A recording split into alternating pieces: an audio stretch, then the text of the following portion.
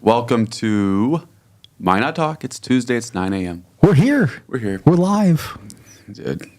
Are we live? Yeah, we're Yes, live. The we're red live. box up All there. right. Yep. How are you doing, Kyler? I'm well, thank you. How's Jonathan? I'm great. well rested. You're well rested. That is great to hear. A short night. No, it wasn't a short night last night. Unlike sometimes. It's a short city council meeting. We're joined by Alderman Rob Fuller. Morning. How you guys doing? We're great. We're great. It's been Good. too long since we've had you on. Yeah, been a minute again. Yeah, it happens. Time goes by. Yeah. Holidays and the winter and all the things. And We have you follow up the city council meeting, and you guys go for an hour. yeah. Yeah. And then I told you guys the joke after the meeting last night. I went over to a couple people and I said, "Hey, the good news is for this year we're averaging 3 hours a meeting. You know, That's scary, man. so Don't worry about the first meeting of the year. worry about you know, 5 hours in 1 hour. I mean, average them out. So, Honestly, though, it seems like it does do that a little bit. Like in the month, you have one really long one, and then you have a shorter one. well, and sometimes that happens. Yeah. I think it's more kind of cyclical, like depending on time of the year, right? Yeah, for sure. You know, there's budget season, and those are always Those big are- meetings. both of them are long. And then you have the stuff kind of end of year, past budget season, where everybody's kind of moving money and trying to finish up the end of the year, pay this, get this. Yeah. Oh, hey, this came up, whatever Yeah. it is. So there's those things. But then, you know, we've had some things this year too that we've had to deal with that are kind of out of the norm, right? The pound contract and those things, the alcohol ordinances.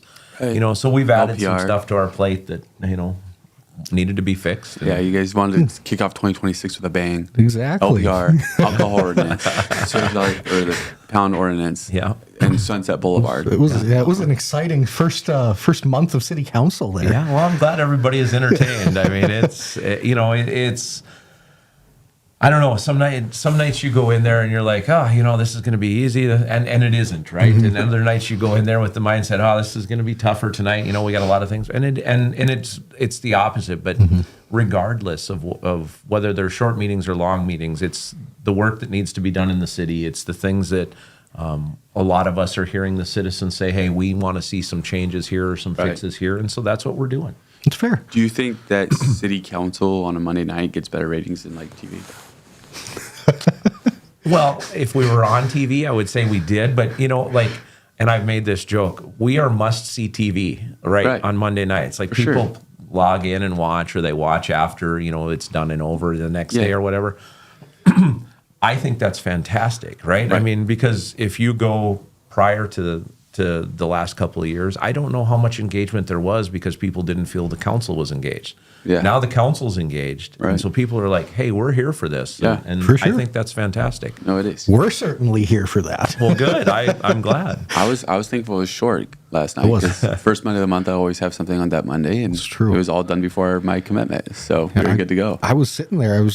I kept thinking to myself, something's going to pop up. Like something has to happen. It never works out when it's actually short. So on our agenda today, we got some topics. We got sales tax we're going to talk about. Okay. That was a topic that came up last night. Yep. And then we're going to go to the file cabinet of topics because there's a lot of them we can go through right now. Wow. So this is going to be a fun meeting. Yeah. It's going to be a Okay. good time.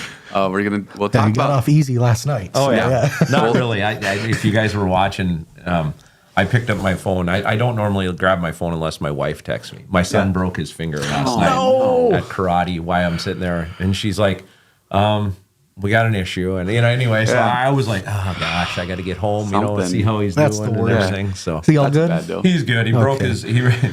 of all the fingers, he broke his middle finger on his good. left hand. So as he turns 9 on Friday. So what's Okay. the funniest thing on the earth? Yeah. Yeah, I broke my finger. Yeah, you know, yeah, like- yeah. You got to show everyone that. And so anyway, they put him in a soft cast last night, and then he's got to get some more X-rays and stuff later this Gotcha. week. But so I was looking to get out of there, right? Like Yeah. your kid gets hurt, you know, even though it's not major, you want to get home. You weren't trying to make that last any longer than it No, was I mean that necessary. hour, Yeah. just over an hour, and I think an hour and 20, 8 minutes is okay, what it not was, even that, whatever. yeah. I think that was fantastic. But now you guys got to remember, we had a special session before that was That's gonna what mention we were that. going to bring up too. Yeah. Yeah. So, but 4:30. anyway, That's but- going to be a thing you guys are going to have a lot of with these special working sessions. We too. got a couple of them coming up. They do schedule them out in advance because they try to make sure everybody can be there. Yeah. And I know we got a couple of them on the agenda for some things. And usually, you know, it's flood-related eminent domain or something where we got to negotiate out a price or a contract or something Yeah. like that, so we can give them information Right. that isn't in the public purview, at least right away. Yeah, for negotiations and stuff.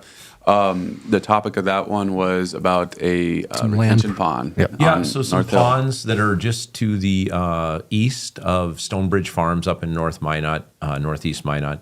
Do we want to buy those ponds now? It has a little bit to do with the drainage from Broadway and that whole area, and so we were looking at that. We gave the special session. We gave them a range of what they could negotiate through, and then it'll come back to us to see if we want to approve it at what they Negotiate. And honestly, yeah, I get where Lance is coming from. Does it make sense? Probably down the road, but if right now Minot's tight for money, right? We've started lowering the property taxes. Over the last 2 years, most people have seen between a 25 and a 30% decrease in their city portion of property tax, right? So it makes sense to do some things, but this one we don't know if we're ever going to do, right?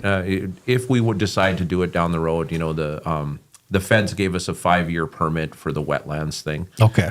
So we have about 5 years to make the decision, but like as Alderman Blessum said last night, in the next year or two on the CIP, we have a $12 million project for 11th Street. No, 11th Avenue going down by the high school and everything. Yep. It's all going to have to be redone. I would rather take $3 million of money, infrastructure money, whatever it comes from, and put it towards that than maybe worry about this right now. Because the big thing there is if there's future development, we need some of these retention ponds.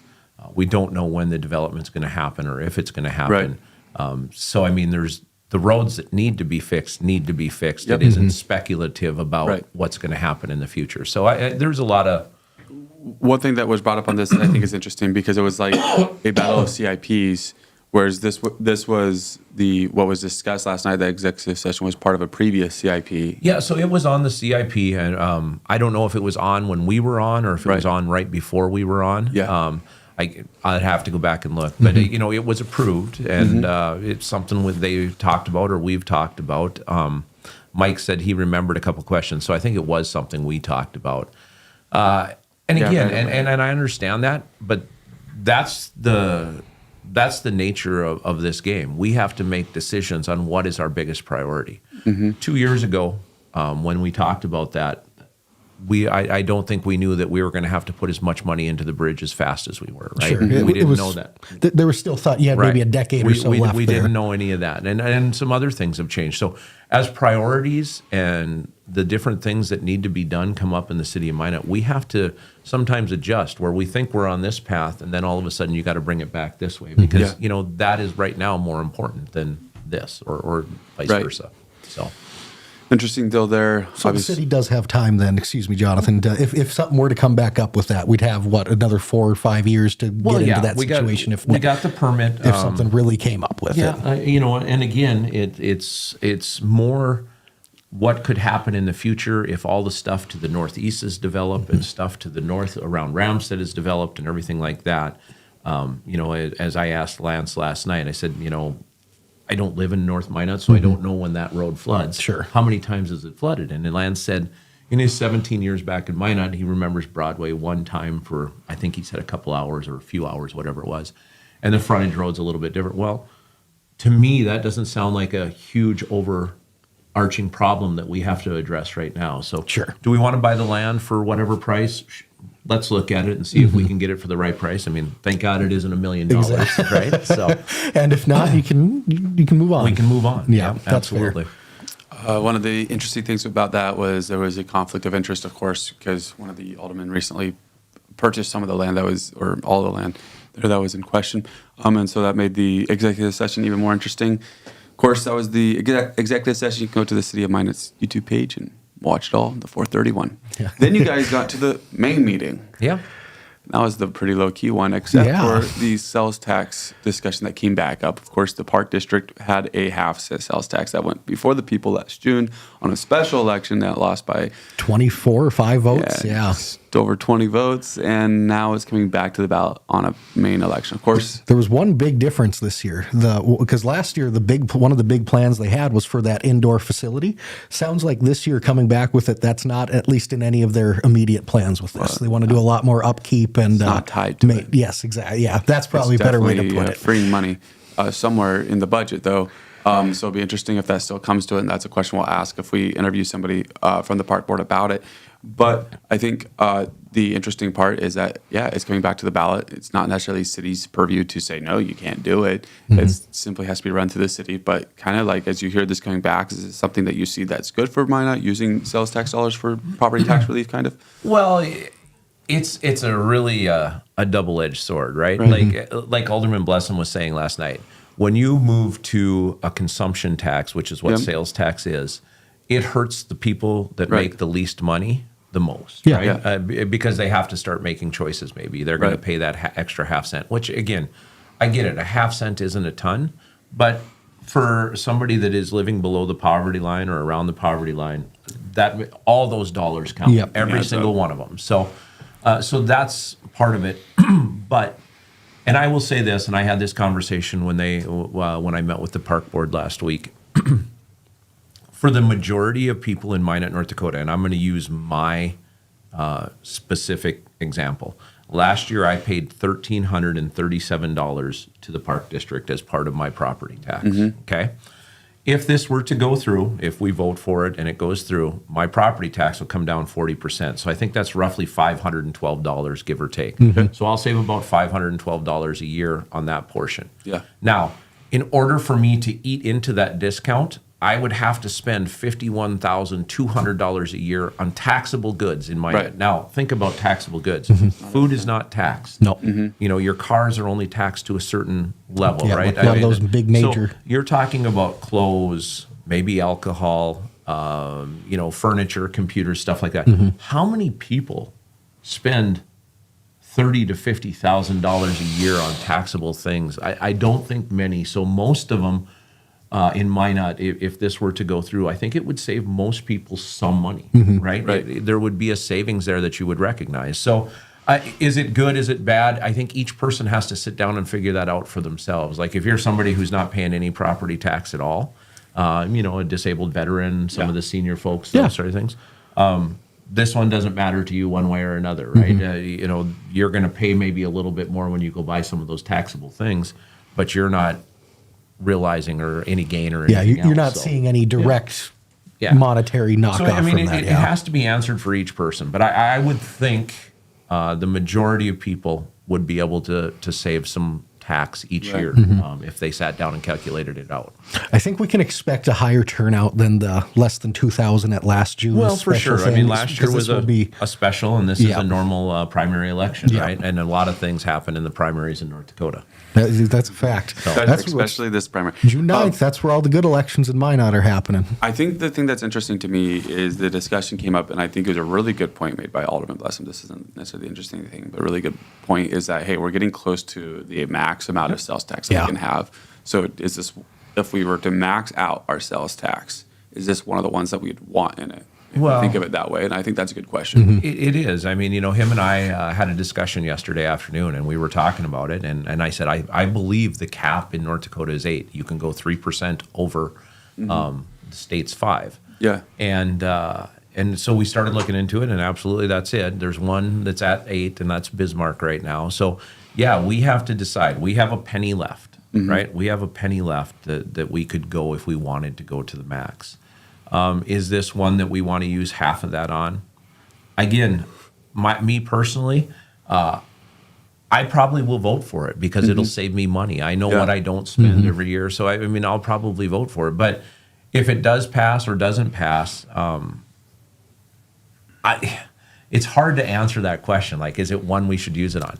For me, again, and I get where the Park District is coming from. First and foremost, we need to take care of the primary services in the city of Minot. So if we're going to add another half-cent sales tax, at least from the city's point of view, I think that's the most important thing. Now, is this important for the Park District? Absolutely. Right. And I think they're identifying other ways to pay for things than through property tax because they know and can see that the council is now not going to allow property tax to just be raised uncontrollably. They only get 3% a year that they can do, so they're going to kind of be behind the 8 ball. So they have to identify some other things. And as they showed on that list, there's a lot of structures in Minot that need some tender love and care, right? The auditorium, Mesa, different things like that. And so they'll get roughly $6 to $6.5 million a year to be able to do those things. I asked them when we were sitting in the meeting, I said, what's your annual upkeep? What's it cost you guys annually to just maintain what we have? And they said about $3.5 million. So, so that's a fairly significant. And then you take the rest, and you start knocking those things down. So over maybe a 3 to 5 year, 10-year period, whatever it is, they can get all these facilities back in great shape. And then if they got 10 years left, maybe then we look at doing another facility or another thing. I mean, at that point, they'll have that option. I don't know where they're going to go, but I think the bigger thing that is concerning to most people, and is this the right thing or not the right thing? Yeah. In 20 years. I was going to bring that up. In 20 years, I think language should either read, if at the end of this term it goes away, it doesn't just, we can decide to use it again. It goes away, and if we want it again, it has to be revoted on. Or we make our reduction of property tax permanent. And we say our mills go from 38 to 26 or 24, whatever it is, and we can never raise them above that again. I think that gives peace of mind to the citizens to know that that tax just won't be carried on into perpetuity. So that's all I'll say. I feel I was going to bring that up at some. It feels like there could be some kind of a trade-off there, rather than it just having a solid end at that 20-year mark. But also, I can see that could technically offer the flexibility to take the sales tax away and then replace what it. everybody's But worried about is what's happened in the past. You get We're going to doubled put down. this in for a short time. We're going to reduce this, and then the years go by, and they go, oh, okay, well, we've raised the taxes back up here. Now we're going to leave this one in place and move it Now over you're to paying this for or both do of this. them. That's what happened with our second sales tax penny. That was supposed to be a short-term thing, if you guys are aware of that. Yep. So, Okay, so I think my question on it though is like, what's the best path for taxes? We've heard a ton of information about being fiscally responsible, and that's a good thing. I'm not dogging that. But is there a moment where, because it feels like we've gone through cutbacks, and maybe this year we're going to go through more cutbacks. I don't know, get your perspective on it. But like, at what point do we transition where we find ways to make sure that we're still investing in Minot, so that way we don't want to go and do so many cutbacks that we actually hurt our future? absolutely. And and I guess we've never really talked about this before.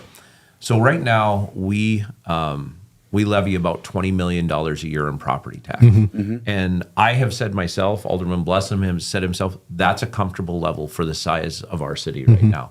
So then beyond that, what are other ways that we're going to pay for stuff, right? This is where we keep saying it's time to make choices. Minot isn't flush enough that we can do everything under the sun. Right. We have sales tax pennies that are out there, that we have money sitting in accounts that hasn't been used in years. I think it's time to adjust some of the sales tax pennies, and so like Mike had Blessum had tried to get done earlier this year when that we approved it on first read, and then Mayor Janser changed his vote on the second read, where we have the flexibility each year with $1.6 million of sales tax money to say, hey, PD and fire needed a little bit more this year, or this renovation or public works or whatever it is needs it, where we have the ability to move it. We don't have a revenue problem, right? And I've said that 1,000 times. We're not going to cut things so bad that we can't still make Minot a good place or do the things in Minot that need to be done. We're not going to do all the fancy extra nonsense stuff that had seemed to be coming down the pipe in the last few years. Right. So, okay, let me apply. That's good feedback. Okay. And that makes sense. And I remember the sales tax discussion, and it was interesting how that all turned out. Let me apply it to something that's unfair, but let's use it as a concept, not as a hard and fast thing, because we'll talk about the hard and fast thing. You look at Sunset Boulevard, okay? And I understand that there's a lot of stuff about that we'll talk. But in general, you look at something like this, where we talk about economic development, and how do you put money into economic development? Okay. And Sunset Boulevard is an unfair one to talk about in depth, because I know that there's a lot of intricacies about it. Sure. But in general, are there projects similar to Sunset Boulevard where the city could, because if that road was paved, it would make that area way more developable and stuff. Now, it still is up to the landowner to decide what he's going to do. So that's the unfair part about it. Like, if there's no commitment from the landowner to develop it, you can do whatever you want, and no economic development is going to happen. But are there, besides Sunset Boulevard, but that kind of being the example, are there things like that might come up that the city would be willing to put money as economic development driver to help Sure. create more business. Absolutely. And again, when we were talking through Sunset Boulevard, even though that Yep. not the example, we gave Dr. Whitman another alternative. We said we will create a commercial special assessment district. Right. Now, I don't believe in special assessments for homeowners Yep. because that's an end user thing, right? But when you have a $1 billion company come in and they're going to pay $4 million for a lot, do you think they care if they're paying $4,400,000 because they can see what's going to be made, right? Yeah. So that right there, I think those are tools and things we can use absolutely as projects come up, whether it's something like that or something else down the road. I think there's other areas where the city could jump in certain instances and say, hey, you know what? We dropped the ball previously on this. We're Yeah. going to fix it. We're going to do that. But we have to do it responsibly. Right. We can't just do it all at once and all at the same time, because right now with flood control, with everything else that's going on, we're taxed. And I mean, not being funny. We are taxed to find ways to pay for everything and get everything taken care of. Yeah. And I think, and you can go ahead in a second here, Kyler, but I think having some type of hook in there is a good thing because have to. because it ensures that you get your money back. There's more that I want to talk about that, but go ahead, Kyler. Do you want to stay on Sunset, or do you want to go stick with sales Either tax? wherever you want to go. Okay. Well, on the sales tax thing then, looking ahead into the future, obviously it could be a potential alternative to some property tax relief in town, but we're limited to how far we can go with that. Sure. Is there some concern for worry with the whole Host Fest situation and the total sales tax dollar coming into Minot? Well, I mean, Nancy Bruce, I believe, was the lady that got up and spoke last night, and she was obviously upset. You know, I don't know. Obviously, the sales tax hit that we'll take from that is going to be pretty significant. I don't know. Again, food and stuff like that isn't taxed. Exactly. I don't know if tickets are taxed. I didn't go to the Hoos Fest a ton. I used to go when I was younger, but now that I'm older, so anyway. But I don't know. I mean, it's going to affect us, obviously, but we have other things coming this year now too. We have I believe the Airstream show is coming here. So there, the people in Minot, Steph, Shane Rock down at Visit Minot, they're doing good things to bring people to Minot other than just the Hoos Fest. So I think we as a community can recover from this. That's good. I mean, it's devastating. Obviously, it went on for almost my whole life. Sure, Like, right? yeah. I'm 52. It was 46 years Exactly. old. So, but I don't think it was the citizens' fault, and I don't think it was the city of Minot's fault. I think there was some people involved, and we all know what I'm referring to, that probably were the demise of the Hoos Fest, unfortunately. Yeah. So It's an epic fall for sure. Yeah. wow, It had that some- was so good. That was clever. There was some. I think it was taking steps in the wrong direction prior to COVID and Well, everything. But then when that happened on top of that, I What think was one it of the really. biggest things, and I remember this from being when I was younger, the volunteers. Yeah. Grandma used to go volunteer. Mom Right. used to go volunteer. Yep. All my aunts used to go volunteer. And then they said, no, we don't want volunteers anymore. A number Yeah, of, that's- and that right there, I think, was the first nail. Yeah. Right? When you tell people we don't want you to come out here for free and help us, we would rather have you pay, people get a little bit perturbed. And- right? They do. It's not like it was the cheapest ticket in town either. No, I mean, Unfortunately. gosh, back in the 80s, I want to say it was $10 to get in, and last year it was $80 or something like that. Now, I know inflation happens, but 8 times the value what you paid 40 years ago, that doesn't make any sense. Right, yeah. So, But, For yeah, sure. and unfortunately, it had some of those struggles. But I definitely foresee something coming to replace it. I think I think you'll see a lot of different things start to happen. Yeah. I think it was interesting, the stat that was dropped by City Manager Tom Joyce on an interview that we did with him of from 2018 to past year, the city bus, public transit would go and provide buses from motels and stuff to the Mesa Yeah, this and all was that. great. And it was not the Mesa, I saw in the comment, the All Seasons and the State Fairgrounds. Sorry, let's get to the point. 7,000 bus rides down, or 7,000 transits down to 500. Yeah. That's incredible, Yeah. the amount of people and that what have we dropped. seen over the last 5 years? High inflation, right? People don't have the money to waste Right. and spend, and the prices went up, right? Yep.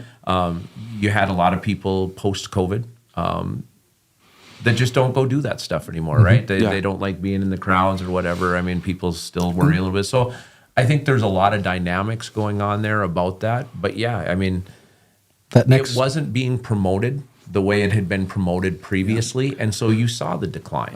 those next generations never really grasped it like those first ones did. And I think that's for very whatever accurate. for whatever reason, I think that was a big first step in why it kind of where we're at, where we are now. I can agree with that. That's fair.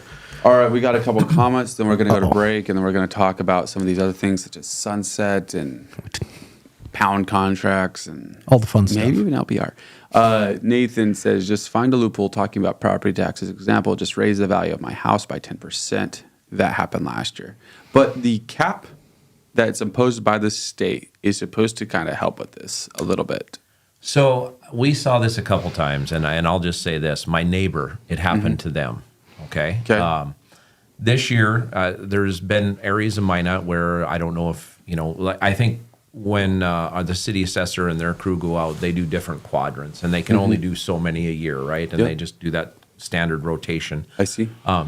But my neighbor, right next door, and I won't go into Right. specific detail, but they raised the value of his home 40% because they figured it had been undervalued. So any Oh, wow.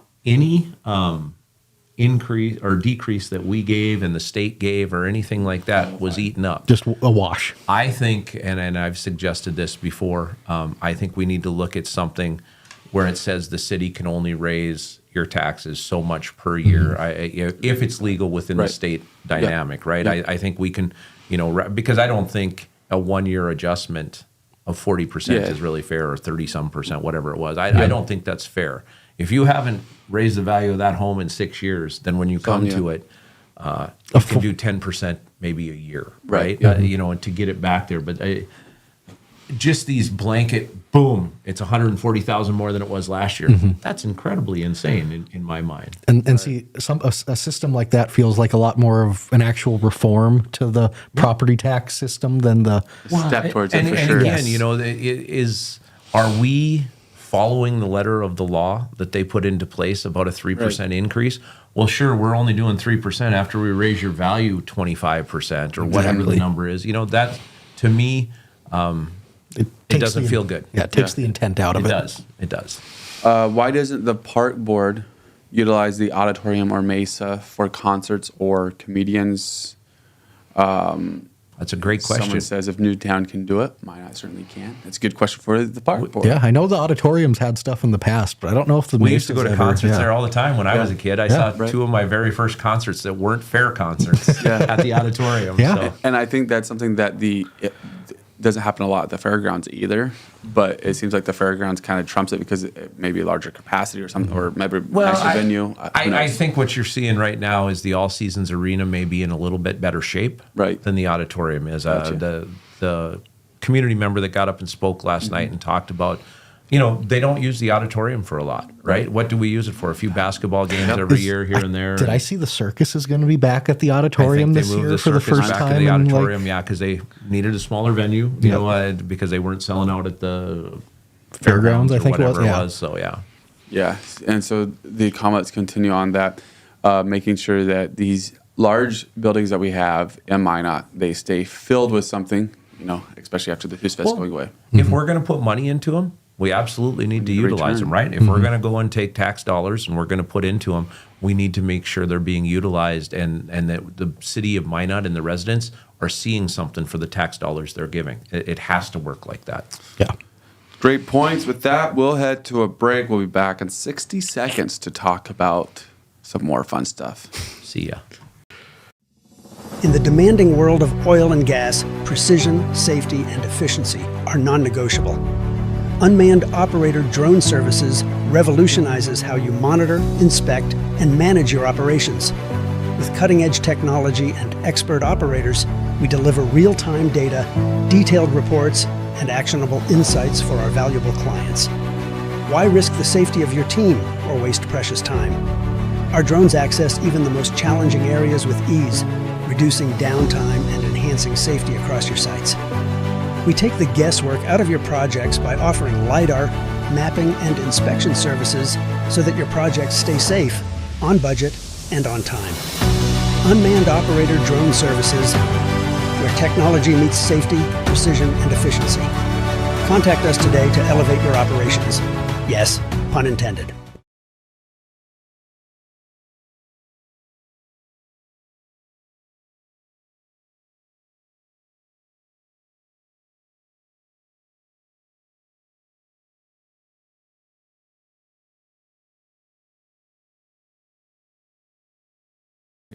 Uh-oh, there we are. We're back. I went to the gosh. wrong one. We'll get to that. See, gosh, what's going to happen when you're gone next week? You expect go me to great? do this Lean right? out of the No. So he did try to escape, but we kept him in the room so we can ask him hard questions. He did not try to escape.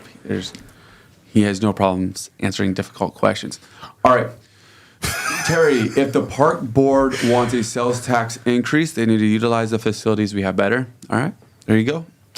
All right. I think those are all fair points. Yeah, I mean, it you is. know, I don't think the community minds the change as long as the facilities are maintained and they use them for things. Yeah. I think that's where people are like, you know, we're going to give you all this money, go fix them, and then bring us entertainment or games or Right. whatever it is to use these facilities. And that's a really interesting discussion we talk about for a minute, because a lot of times with sales tax, the emphasis is solely on, well, you know, we're going to bring more tournaments, we're going to bring these, and we're going to get these out-of-town people into here and have them contribute, and so it's going to be good for the community. And I don't mind that discussion.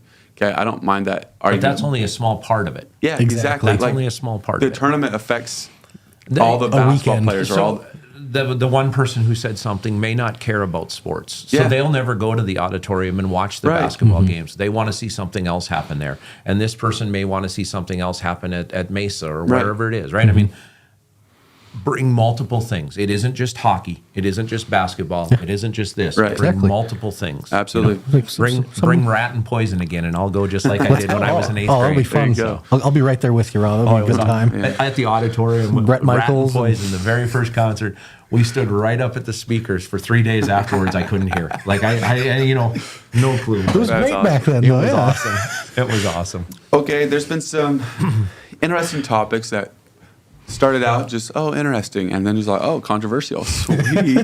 We're going to love Everyone this. cares about this. Yeah, one of those, I think, is Sunset Boulevard. We've talked about it a lot. We haven't really talked about it with a key person such as yourself. Okay. And so let's dive into this. This is something I addressed earlier, but now let's go into the weeds of Sunset Boulevard. Okay. It's a road that is not part of the city of Minot, that there's some type of agreement in place that allows the city emergency vehicles to drive down it, and the city maintains the road, which has allowed the whole city to use the road. And it is a major hub in Minot on North Hill. Especially for that northwest. It's a connection point. Yeah, Yeah, it's a connection point. Let's not overdo it. I kid. But it seems like everybody does. It's amazing how far and wide that road goes. Like, Well, it that affects a lot of people. subdivision just to the south. I mean, if they need to get north, that's the what quickest, they're easiest going. route rather than going out and around It's and everything. annoying. Like Yeah, it's I mean, a straight shot to Marketplace, effectively. I'm on the It's- north side and of it, the road, but there's times I have to get to the south side of it, and because I don't love my cars, I guess I take that road rather than going on the bypass, because the bypass is the nicer road, Kyler. That one is very bumpy, as Fair well enough. as the city tries. That's not a dock at the city. It's difficult to maintain a gravel road that's used as often as that thing is This is a through all fair the point. seasons. All right, point of it is this. Landowner wants to get this land developed, Okay. is what he says. And he wants that road paved. City says, you explain kind of your solution. We broke it down, but explain your solution and why you think it's the best. Well, what I had brought up that night at the meeting was what's called a commercial special assessment district, right? And I've said this before, and I'll say it again. I don't believe in special assessments for homeowners, because that means the end user pays for it. Yep. When you're talking about multi-million-dollar companies or Yep. strip mall restaurants, those types Yeah. of things, those companies aren't really worried about what they're paying, because they see that there's a need for that there, and so they know they're going to make their money, right? Right. So they're not worried about what they're paying. So in my mind, saying, hey, we'll annex this in, we'll help you pave it, and over 5 years, as you sell lots, we'll get paid back. The people's money is guaranteed. And then at the end of 5 years, if you haven't sold everything out, you pay us what's left of that special assessment. I mean, it's $1.8 million, right? So if you sell some of the big lots, most of that's going to be gobbled Right. up and taken care of. But In the event that you're not done in 5 years, you pay the difference, and then as you sell those lots, you collect the money and you're paid back essentially. But Yeah. we helped you. You have skin in the game, and it's fair. It's fair to the property owner because it isn't our responsibility to take care of that road. It isn't not the at this city's point, no. responsibility. It isn't at all, whether we use it or not. It is a county road in Harrison Township. It is not a section line. I found that out yesterday. Everybody is assuming it's a section line. It is not. It can be closed. And I received a letter late last night from the Harrison Township president with some things in it that I have to pass on to the city attorney. And so, Ooh. yeah, there's some things that are happening here. I mean, you talked about an agreement. It's a handshake agreement, right? It was there's nothing official. There's no right of way. There's no easement given to the city. There's no nothing. Hey, Never a legal agreement right, signed or people anything. can use the road if you maintain it and keep it up for me. Blah blah blah type thing. And again, I don't think it's wrong. But 20 years ago, it was a little different story when it wasn't traveled like it is now, Well, probably. Absolutely. I mean, there wasn't a subdivision south Exactly. of it. You know, I mean, there was And then Wasn't a high school. right the and- high school and the new shopping center district Right. to the north. So it's obviously evolved, and it's something everybody in the city knows needs to be in the city, Right. and needs to be fixed and taken care of. Is there a way, and this is not probably a route that the city would want to take, so I'm not saying that this is the option, but is there a way for the city to force it being annexed? Like saying you don't have a choice in as the property owner? Well, not until we're going to do something. Like, I mean, if and when that road ever does get maintained or taken care of, Yeah. it'll all be annexed in beforehand, right? Right. It all has to be annexed in. Some people implied that I was saying we would pave a county road. Yeah. That wasn't what my statement said at all. What it said was, this has purposely been left outside the city limits Right. as to not pay any city tax against Yeah. it, right?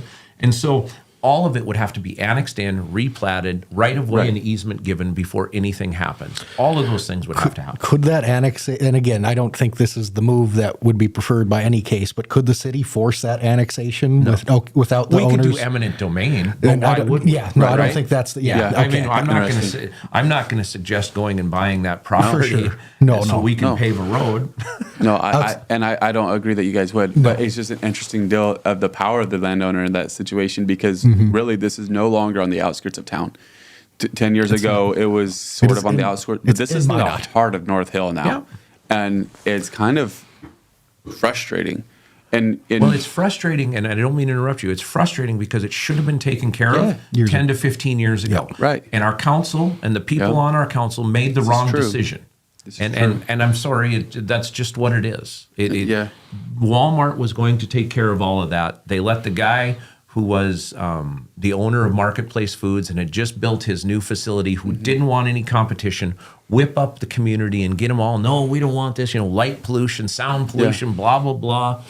Walmart was going to take care of all of it for us. Right. And we told them no. What's interesting, and this is a not a fair discussion, so you might not even want to partake in this one. I But- always like those discussions. Yeah, but we were talking. City Council was talking about how growth and all this stuff, and how the bypass there might actually be an interchange that at one point was planned and stuff like that could be on the horizon that's That's needed. that whole thing started. Yeah, but what's interesting is then the city council says no to that, and it doesn't develop. And my opinion, and this isn't like a very strong opinion, but in the back of my mind, it's like, what would have happened if there was a Walmart that went there? Yeah. How does that change the dynamics of North Hill, and how does that change the development as far as the entire city? It's Growth. little things like that actually have huge impacts Yeah. on economic development. I mean, think about that, right? Think about that 70 acres of land, or what, just over 70 acres, whatever it is. It's going to be zoned commercial. It is the only commercial area where you could build new stuff on North Hill Yeah. for the foreseeable future, right? I mean, unless somebody takes other land but most of that has already been designated as residential, right? So very limited, very valuable as soon as that gets annexed in and gets replatted and we pave that road. Yeah. You want to talk about a travesty in Minot? It's this. Uh-oh. This is a low-level travesty, but it's a travesty. He's going to hit us with one, folks. It's on the north side of Berg Expressway. Tell me a sit-down restaurant, a sit-down dining option, and Sammy's doesn't count. That was going to be my Bones. Yeah, Bones Barbecue on Broadway there. that would be the closest that you have. Well, To me, that's a I travesty. can go sit at Hardee's up on North Hill too. Yeah, but we go and we right. talk about You gonna go being hang this- out with the 5:30 crew up at North Hill Oh, Hardee's? no, okay, Yeah, come on. Sorry. But you go and you talk about, not you, but Yeah. Minot talks about being this great partner to the base. That's a terrible partner.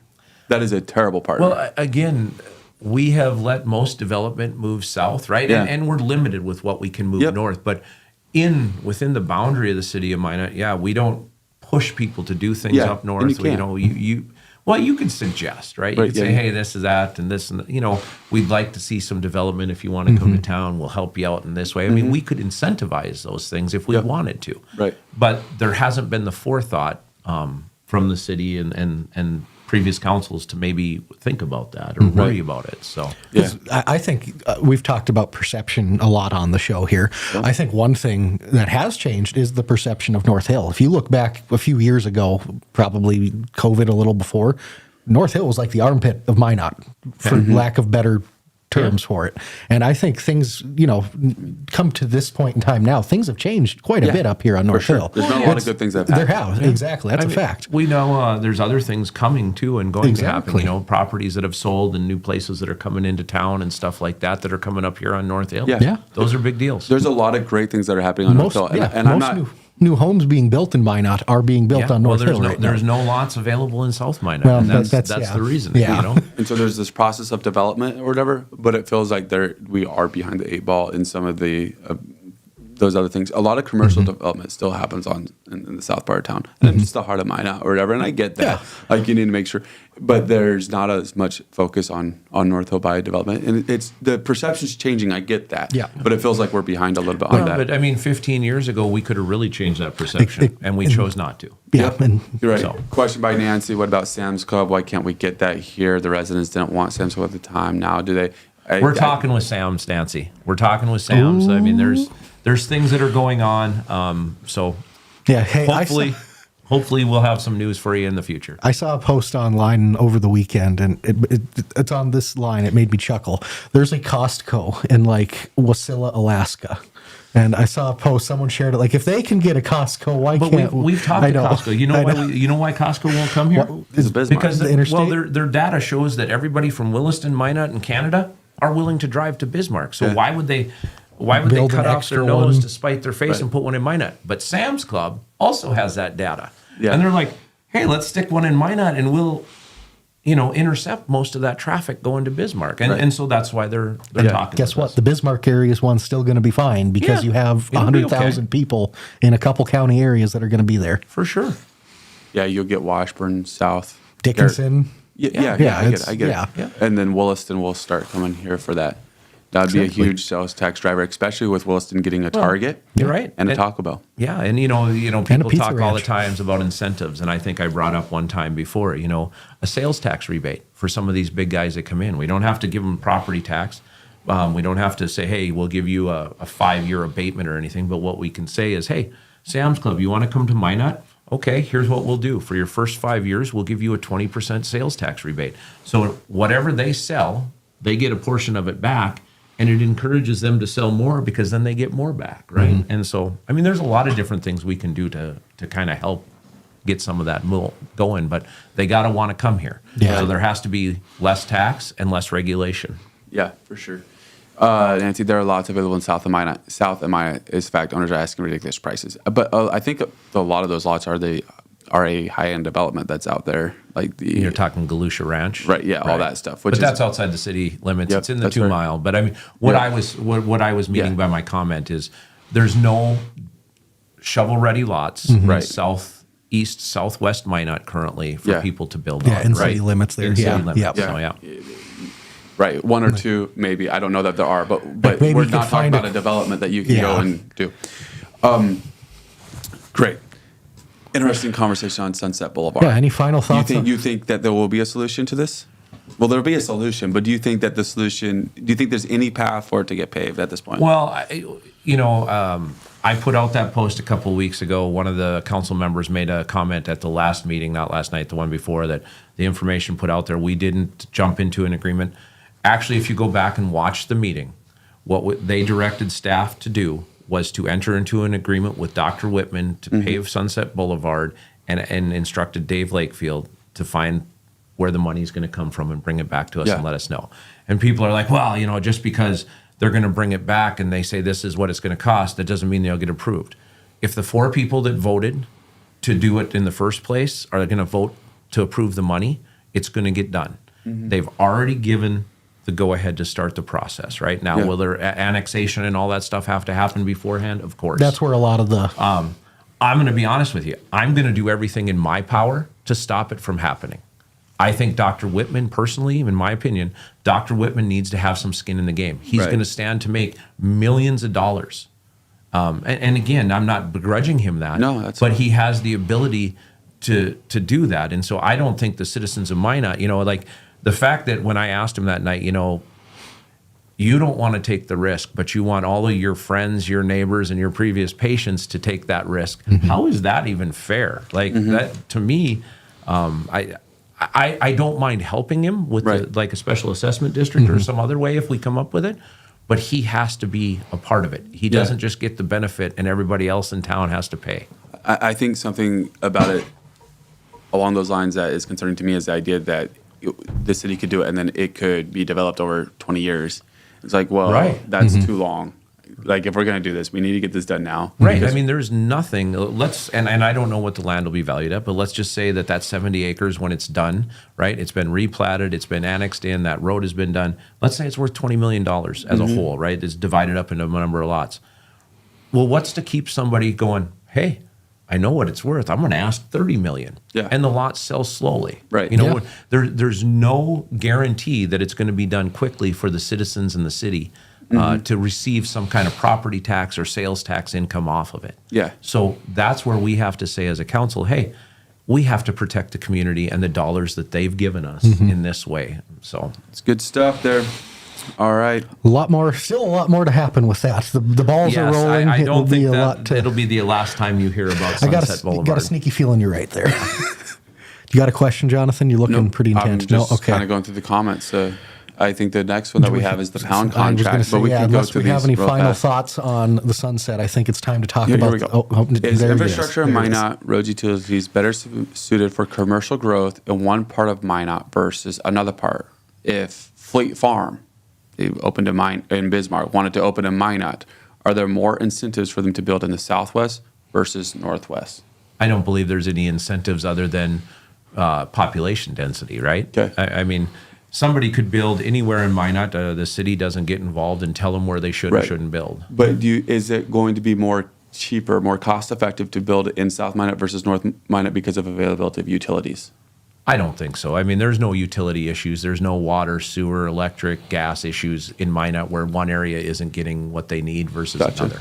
Gotcha. So in theory, it's based on the cost to actually build is going to be probably about the same. I would tell you it's going to be identical. I mean, if other than the cost of land. Yeah. Right? Yeah. Maybe the cost of land is a little bit cheaper on North Hill versus some of the stuff that you could find in South Minot. But and then just maybe the fact that there's more people on South Hill. Yeah. And I think, obviously traffic patterns play a huge part. Sam's Club, they could build on like going north towards Space and it's not going to affect them. People are going to go to Sam's Club because you don't stop. It's a destination place. It's a destination place. Yeah. Fleet and Farm, there can be a destination place because you need to go buy a bunch of stuff, but they also have gas and stuff like that. So it's also a transit place where you need to be closer to a highway or something. Whichever one of those places decides to come to Minot is going to make a fortune. They will do very well. I don't care if it's Fleet Farm. I don't care if it's Sam's. I mean, it's not going to be Costco, but even if it was Costco, right? Whoever comes up here is going to do very well with wherever they put a location because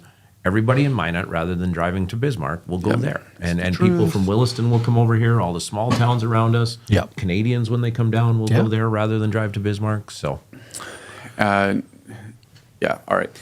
Very good. All right, we can go to the pound. Moving on to the pound, Jonathan, if you guys haven't seen it yet, had an interview with Service Valley Animal Shelter Representative Haley Schoeneck. Okay. And great interview you guys had. Obviously, over the last couple of weeks, there's been a lot of talk about the Service Valley Animal Shelter working as the pound service for the city of Minot. They've been doing it for the last about year now, and there's been a lot of discussion over the future of their contract. As of right now, they're still acting effectively as the interim pound pound service until I believe it's February. until the end of February. Is what they Yep. told us on the podcast. Yeah. Okay. So going through from that, what do you expect to see from those RFPs that the city's going to be bringing out? No comment. Okay. We found one. All right. We haven't got one of those yet. I think, and again, I talked with Dale briefly last night, and I spoke with Chief after the city council meeting as well. I think what you're going to see from the new RFPs, and we're going to push them back. Chief said I'm going to ask to push them back a week. He wanted to let us know, or our meeting, sorry. Sure. And he kind of told us why, and it makes sense. So we're fine with that. But what we're going to see with the RFPs, I believe, is you're going to have an all-inclusive, or a basically you pick your poison RFP, right? You can come and do the whole contract for everything. Well, I guess there's one company in town that can do that, and so they'll probably put it in a bid for that. Yeah. And then we could probably have, I've seen things sent in by Hairball Haven already. They have for just cats. I've seen one for Animal Empowerment League for just dogs. So what it'll be is kind of a an a la carte, right? Hey, we'll take care of the cats. Hey, we'll take care of the dogs. Okay, what's going to happen with exotics or large animals or whatever? So, Right. so I think we'll see the ability for it to be done all by one company, but then we'll also see the ability for different companies to jump in, which again, I think more people getting into the mix and making bids is beneficial for the city of Minot, because we can see everything that's out there. We can see why things, and there may be a portion where we have to pay a little bit more while we're trying to figure this out and fix it. I mean, one of the things I'm going to tell you guys right off the bat that I'm pushing to offset some of these costs is mandatory licensing of your pets on a yearly basis or an every other year basis. You pay the city to license your pets. If it's intact, it's this much. If it's spayed or neutered, it's this much for cat, this much for dog. But what that does is it helps us facilitate paying for this rather than just through property tax or sales tax or wherever we're going to take the dollars from. The people that own the animals and the people, that, and not saying all pet owners aren't responsible, but pets get out. We have to collect them, and there's some medical services to make sure they're okay, and then we get them back. And so there's things that should come back to the city and get paid for. Well, and in theory, it can make the recovery process easier for the animal too at that point. For sure. So I think that the licensing thing that we're going to talk about and need to put in place is huge, because it'll help offset some of those costs, whether it's done through an outside entity like we're talking about now, or whether the city someday decides to do it themselves, where we can control the costs a lot better. Then we also have the inputs there too. We know what we're bringing in. Is dividing this RFP into several segments, does this allow for the city to begin to maybe go down a path of opening its own pound, managing its own pound? I don't know. I mean, I'll be honest with everybody. There's discussions already about that behind the scenes. Like what is the best fiscal way to do this? Is it to continue to pay $200,000 to $300,000 a year to an outside entity, or is it to try and do it ourselves, find a property? Because again, minimal what you need to do, and you don't need to build it all out at once, right? You need to do a little bit here and there, so we could expand it over years from not just a pound, but to a rescue and everything else. So there's more income capability there, but that's a long, drawn out process. So even if we go that route, where we can control the ins and outs better ourselves, we're still going to have the community partners to help us until we get there, right? And is that a year? Is that 10 years? Is that 20 years? I don't know. Those are questions we're trying to figure out and answer. But while I sit up there, my job is to spend the people's tax dollars the best way that we can, responsibly. And so I'll make that decision. It may not be popular right away, just like probably if you look back, 2 years ago, when I first got on council and we investigated the police department. People weren't unhappy about that. But guess what? Look at where we're at today. It's a completely different world.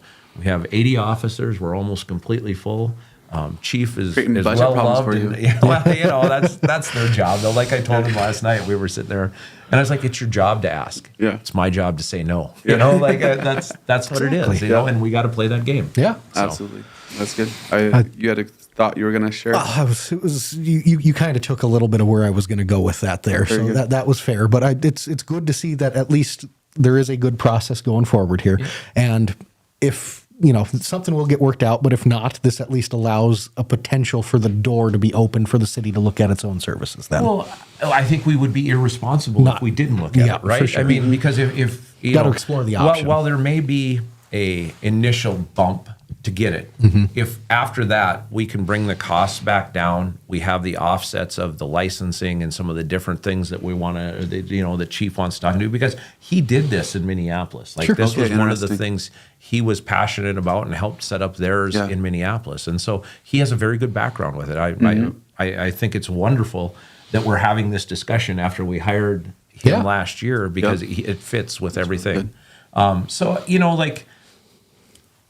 We have to figure out what the best way is. And just because we've always done it one way doesn't mean that's always the way we have to continue to do it. For sure. Efficiencies come up, money things change, as we've all talked about. So sometimes you have to make different decisions. Yeah. And that's what we're looking at right now. I love it. Sure. Do you have any other good questions on it? Go to the next topic. I have one more question on the pound, but it's so you mentioned licensing animals. Sure. Obviously, dogs, cats. Yeah. What level does that go down to? If I have like a hamster, do I need that, or maybe this is premature? It's too premature for that part of it. But I think let's say this: if it's an animal that could get out and get away, I think, and for could like exotic realistically animals, be found again. Well, like exotic animals, like let's say a snake or something like that. Snakes can get out and get away. I think you're going to have to say it to the city, hey, I have a snake, and you may have to pay a fee one time, but that isn't an animal that can get captured by the pound on an annual or a weekly basis or whatever. Yeah, that's fair. There will be a little bit difference in there. Again, we don't have to reinvent the wheel. You can go find a city who has a great animal control licensing. Service, take their stuff, go, hey, this works for us, great. This doesn't. Yeah. And I mean, again, there's already plans and things out there that we can take and use to our benefit. Yeah. So Kyler, when you go and buy that tiger you've been looking at, probably gonna have to get a license. That one will have to get licensed. If it can maul a human, you're probably gonna pay a large fee. I'm not gonna lie. Right. Gosh darn it! Gonna need one of those southwest Minot or southeast Minot lots that are kind of outside the city limits. Yeah, that'll get me. For all your I'll chickens. Throw it in the county. I don't think the county has any restrictions on animals. So, John Feldall, if you're listening, can he have a tiger? Right. Yeah. Exactly. I promise it'll only be a cub. When it gets big, it'll disappear. I swear. Totally. It's gonna be. Don't eat dinner at his house. All right. So I'm gonna give you a chance to respond to this one because the state gave us a break on taxes, not the city of Minot. What's your thoughts on that? So the state gave us a $1,600 tax credit this year that you got to use. But I beg to differ. If you look at your city portion of your property tax for the last 2 years, you are going to be down between 20 and 30% over what you paid 2 years ago just on your city portion. So while Nancy Bruce got up there last night, and I'm assuming that's who's saying this, or your city portion of your property tax has gone down as far as the mills. Take a look at it. It went from 129 and now it's down to 78. You cannot tell me we haven't lowered property tax in the city of Minot. So I beg to differ respectfully. Yeah, makes sense. Jeff says, I love listening to Rob's thought process. He does a good job explaining his beliefs. So there you go. Thank you. Yeah. Not many times you get a compliment. You gotta throw them out when we get them. So. Yeah, for sure. So typically we're coming to the end of the show, and typically at the end of the show, if somebody has it, we just give them an open mic and let them make any big announcement that they want. So go ahead, Rob. Any big announcements you want to make? I have no announcements. I know what you're leaning to. Am I running for mayor? No, I am not going to run for mayor. So there you go. It's official. I have my job on the city council. I'll be honest, I didn't like what happened last year. I thought that was Minot was better than that, but I guess I was proven wrong. Yeah. So. Well, any thoughts on council, the city of Minot in general, before we wrap up then? No, we got a big election coming up. I encourage people to get out and vote. Make sure you know the candidates and how they vote and what they vote for, because I'll be honest, we have people on the council that have no problem spending your tax dollars, and we have people on the council that are opposed to spending tax dollars frivolously. I think that's important in my mind, and at least for our city and our future. Fair. So, and if you're thinking about running, make sure you get out there, and you can always announce with us here at the Dakotan. You can always do that. For sure, we love it. So, but it's getting. When did you guys announce? When you were in? When did you announce? January, February? When did I announce last year? Not last year. When 2 you ran years for ago. council? Yeah, I think it was February. February. Like we kind of people approached me after I got up and spoke at this council meeting. Yeah. I want to say that was January, February, and then we announced it ended February, beginning of March, right in Okay, there. So I see. I don't know. Gosh, that was 2 years ago, dude. I can't remember 2 weeks. So. We've officially got Joan Hawbaker in the race. Yeah. Joan, I think, would be a fantastic addition to the council. I've gotten to talk to her a few times. She's very fiscally conservative, and I think she has some good common sense approaches to everything. I saw a little bit of an article last night from the Minot Daily News about it, and yeah, I think she would be a good addition if she gets elected. I believe she was one of the ones that applied for that. Last fall. Yep. And if I'm not mistaken, I think one of the members of the council was going to actually suggest her if we'd gotten past Alderman Hayes. Gotcha. So, Okay. Very good. Very good. So that'll be one to keep an eye on. We will work to set up an interview with her eventually. So good stuff. We look love forward it. to some more announcements coming soon, though. It'll be So, exciting. For sure. Thank you to everyone that tuned into the podcast today. We had some activity in the comment section. That's always fun. Thanks for joining us. yeah, thanks for having me on. We need to have it more often. We really do. We really do. Just laugh. Everyone, make sure you say goodbye to Jonathan. We're going to miss him for like 2 Yeah, weeks too now. long. I'm Yeah. going to have to try to figure stuff out here. So wish me luck, Unexpectedly, folks. I'm going to be out of town Thursday, so I'm going to miss that, sadly. And then, going to be out of town. So Don't have anything lined up for Thursday, but otherwise the next 2 weeks I've got people lined up, so I'll be live. it's going to be a good time. Yep. Some interviews coming. So there we go. Nathan says we need one more Republican on the council. It's a nonpartisan council. We don't know anybody. We need party. one more fiscal conservative, Nathan. Okay, You're that's- right. That's what it means. Okay. I see. That's a fair, yes. Okay.